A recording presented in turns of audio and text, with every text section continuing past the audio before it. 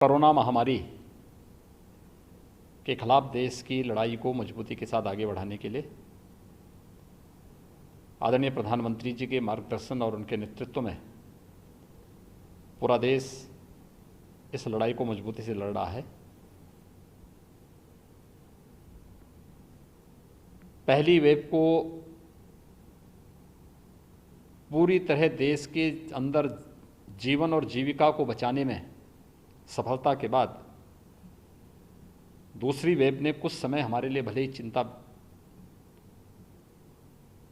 के लिए एक अवसर दिया हो, लेकिन जिस मजबूती के साथ आदरणीय प्रधानमंत्री जी का यशस्वी नेतृत्व देश को प्राप्त हुआ, आज पूरा देश दूसरी लहर को भी पूरी तरह नियंत्रित करने के नज़दीक है। आज आदरणीय प्रधानमंत्री जी की जो महत्वपूर्ण घोषणाएं हैं, जिसमें राज्य सरकारों के द्वारा जो वैक्सीन खरीदनी थी और राज्य सरकार को 18 से 44 वर्ष की आयु के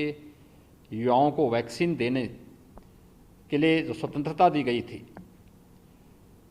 बहुत सारी राज्य सरकारें ऐसी थीं जो इस अर्थ को वहन करने में दिक्कत महसूस कर रही थी। दूसरा, वैक्सीन की उपलब्धता भी एक संकट था। हम सब आभारी हैं आदरणीय प्रधानमंत्री जी के कि उन्होंने आज राज्यों की इस समस्या का समाधान भी किया है और 18 से ऊपर के प्रत्येक नागरिक को मुफ्त में वैक्सीन की घोषणा करके 21 जून से इसे देश के अंदर लागू करने के लिए आज पूरे देश को प्रधानमंत्री जी ने आश्वस्त किया है। इसके साथ ही गरीब कल्याण पैकेज के अंतर्गत मई और जून का खाद्यान्न पूरे देश के अंदर प्रतिमाह 80 करोड़ लोग प्राप्त कर रहे हैं। हर गरीब के प्रति अपनी संवेदना को व्यक्त करते हुए संकट के समय किसी भी गरीब को भूखों न सोना पड़े और इस महामारी के खिलाफ देश की इस लड़ाई को हम मजबूती के साथ आगे बढ़ा सकें, इस दृष्टि से गरीब कल्याण पैकेज के अंतर्गत प्रतिमाह 80 करोड़ लोगों को देश के अंदर खाद्यान्न उपलब्ध कराने की घोषणा दीपावली तक करने के लिए भी मैं आदरणीय प्रधानमंत्री जी का आभार व्यक्त करता हूं। आदरणीय प्रधानमंत्री जी ने कोरोना के खिलाफ इस लड़ाई में कोविड प्रोटोकॉल का जो आह्वान किया है, मेरी पूरे प्रदेशवासियों से अपील है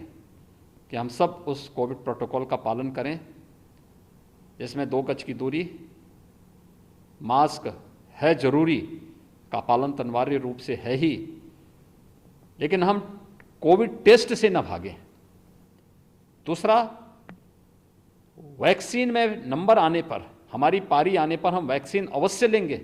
किसी भी प्रकार की भ्रामक और अफवाह में पड़ने की बजाय हम वैक्सीन लेकर के सुरक्षा कवच जरूर लें। मैं एक बार फिर से आदरणीय प्रधानमंत्री जी के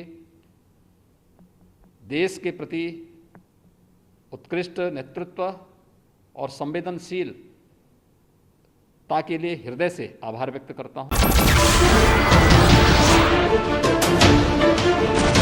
नमस्कार, मैं हूं मानक गुप्ता। अगर आपको हमारा ये वीडियो पसंद आया हो तो इसे लाइक और शेयर जरूर करें और हां, हमें सब्सक्राइब और फॉलो करना ना भूलें ताकि आप देश और दुनिया की कोई खबर मिस ना करें। तो जुड़े रहिए हमारे साथ और देखते रहिए न्यूज़ 24।